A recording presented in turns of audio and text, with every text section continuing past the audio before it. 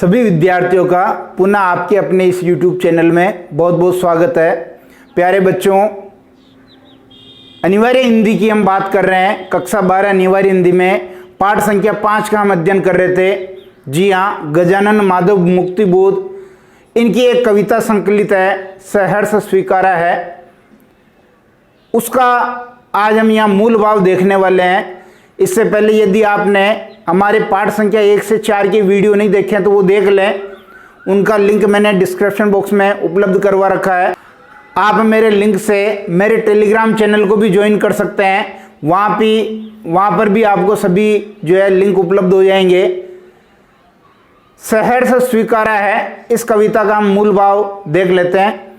यदि आप हमारे YouTube चैनल पर नहीं जुड़े हैं तो इसको सब्सक्राइब कर लीजिए। तो देखिए, गजानन माधव मुक्तिबोध की जो कविता संकलित है,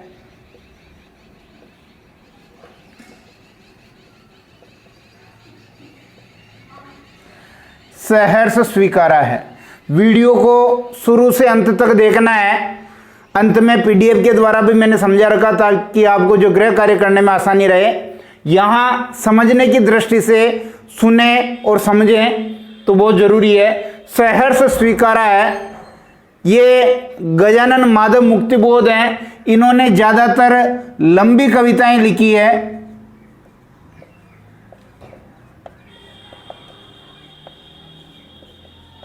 ज़्यादातर लंबी कविताएं लिखी है, पर ये जो सहर्ष स्वीकारा है, इनकी छोटी कविता है। कुछ इन्होंने लंबी कविताओं के अलावा भी कुछ कविताएं लिखी है, जिनमें से एक ये सहर्ष स्वीकारा है। यदि सहर्ष स्वीकारा की बात करें तो इनका जो काव्य संग्रह है, भूरी भूरी खाक धूल, भूरी भूरी खाक धूल, इस काव्य संग्रह से यह संकलित है।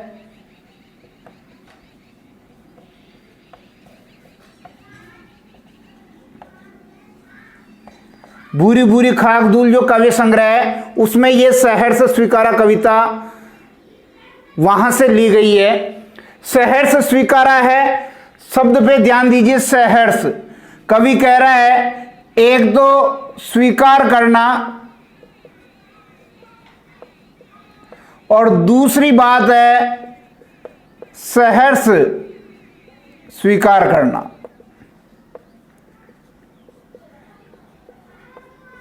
दोनों में बहुत बड़ा अंतर है। आप किसी भी चीज को जो है सहर्ष स्वीकार कर सकते हैं, उसमें अलग मजा है। और एक स्वीकार करने में आप जो है किसी दबाव में या नाराज होकर के किसी चीज को स्वीकार करते हैं। लेकिन सहर्ष स्वीकार करना, आपको पता है कि आनंद के साथ किसी वस्तु को स्वीकार कर लेना। यदि हम बात करें तो कवि कहना चाह रहा है कि जीवन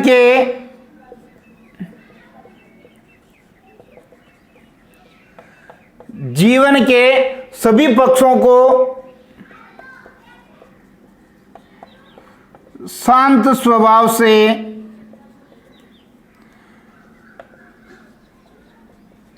स्वीकार करना चाहिए। ये इस कविता का मूल भाव है कि जितने भी पक्ष हैं, सभी पक्ष में कौन कौन से आ जाएंगे। देखिए, सभी पक्षों में आ जाएंगे आपका सुख दुख, सभी पक्षों में सुख दुख आ जाएंगे। सभी पक्षों में आपके संघर्ष अवसाद, सभी पक्षों में आपके जीवन की उठापटक। जब अपन मनुष्य जीवन की बात करते हैं तो मनुष्य जीवन में सुख और दुख आता और जाता रहता है। संघर्ष अवसाद की घटनाएं भी होती है, जीवन में उठापटक चलती रहती है। कवि कह रहा है कि इन सब को कैसे स्वीकार करना है, सहर्ष सानंद आत्मसात करना है, जीवन में इनको स्वीकार कर लेना है। क्योंकि यदि हम इनको जीवन में स्वीकार नहीं करेंगे तो जीवन अपना कष्टमय हो जाएगा। इसलिए कवि ने इनको जो है सानंद आत्मसात करने की जो यहाँ प्रेरणा दी है, सहर्ष स्वीकारा है। कवि इस कविता में देखिए, जो कवि के लिए प्रेरणा स्रोत है उसका भी कवि वर्णन कर रहा है कि वो कवि की मां हो सकती है,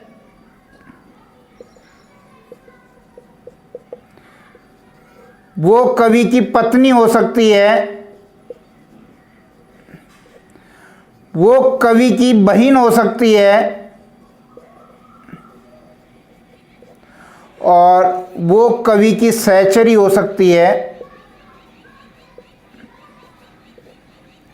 ध्यान दीजिए, यहां पर कवि ने ऐसा बताने की कोशिश की है कि जो उसके लिए प्रेरणा का स्रोत है वो कवि की मां, पत्नी, बहन, सहचरी, उनमें से कोई भी हो सकता है। आप और हमारे जीवन में भी कोई भी इनमें से एक प्रेरणा स्रोत हो सकता है।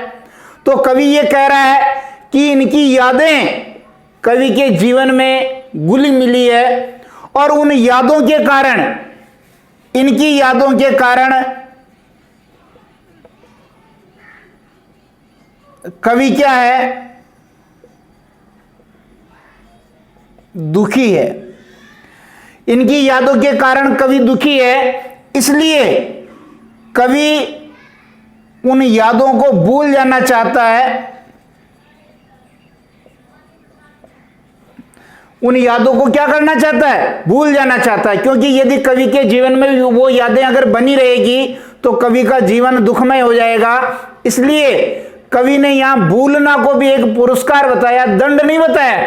क्योंकि यदि हम किसी भी बात को अगर जीवन भर याद रखेंगे तो हमारा जीवन पीड़ामय हो जाएगा, कष्टमय हो जाएगा। जीवन में ऐसी बहुत सारी घटनाएं होती है जिनको हमें भूलना भी चाहिए, और भूलने से ही अपना जीवन आगे बढ़ता है। इस प्रकार सहर्ष स्वीकारा है में कवि ने खुशी खुशी स्वीकार करने की बात कही है कि जो भी उसके जीवन में सुख है, दुख है, या संघर्ष है, अवसाद है, पीड़ा है, उनको उसने सहर्ष स्वीकारा, यानी खुशी खुशी स्वीकार किया है।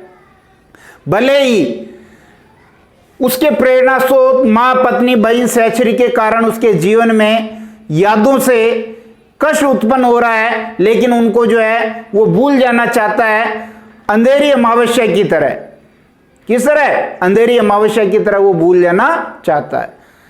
अब हम इसी बात को जो है पीडीएफ के द्वारा भी समझ लेते हैं, ताकि आपको समझने में आसानी रहे, आप गृह कार्य भी आसानी से कर सके। कक्षा 12 हिंदी अनिवार्य, आरू बाग 2, पाठ संख्या 5, गजानन माधव मुक्तिबोध। सहर्ष स्वीकार है कविता का मूल भाव सारांश देख लेते हैं।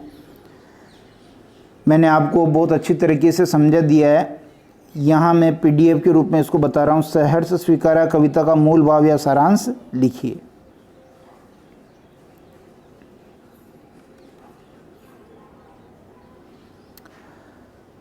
उत्तर लिखेंगे। मुक्तिबोध की छोटे आकार की कविताओं में से एक है सहर्ष स्वीकारा है, जो बुरी बुरी खाक धूल से संकलित है। तो आपको ध्यान होना चाहिए कि मुक्तिबोध ने लंबी लंबी कविताएं लिखी है, छोटी कविताएं लिखी, उसमें से एक आपकी सहर्ष स्वीकारा है। एक होता है स्वीकार करना और दूसरा होता है सहर्ष स्वीकारना, यानी स्वीकार करना, यानी खुशी खुशी स्वीकार करना। यह कविता जीवन के सब दुख सुख, संघर्ष, अवसाद, उठापटक सम्यक भाव से अंगीकार करने की प्रेरणा देती। यानी जीवन में आपकी जो भी परिस्थितियां हैं उसे आप सहर्ष स्वीकार कर लें।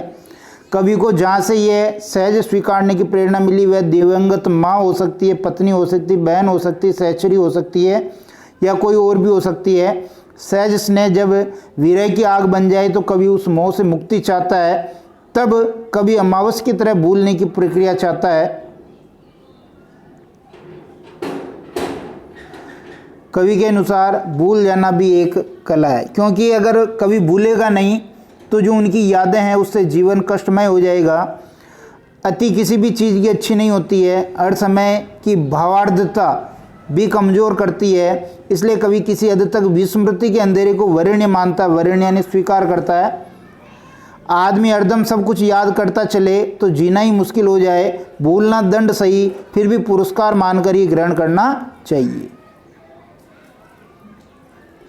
धुएं के बादल भी पूर्ण विस्मृति घटित नहीं कर पाते, यादों का धुंधलका वहाँ भी है। मनुष्य की संपूर्ण चेतना अंधेरा उजाला, सुख दुख, स्मृति विस्मृति के ताना बढ़ने से बुनी एक कबीरी चादर है जिसे आत्मा चारों ओर से यानी संपूर्णता में लपेट लेना चाहती है। जीवन का निष्कर्ष यही है कि किसी का नहीं, क्योंकि सब उसकी परछाई है। अब यहाँ जो उसकी है ये आप परमात्मा ले सकते हैं, माँ ले सकते हैं, पत्नी, सहचरी, इनके लिए किसी के लिए प्रयुक्त हो सकता है। ये इस कविता का मूल भाव सारांश है। वीडियो पसंद आता तो लाइक करें, शेयर करें। चैनल को यदि आपने सब्सक्राइब नहीं किया तो ज़रूर करें।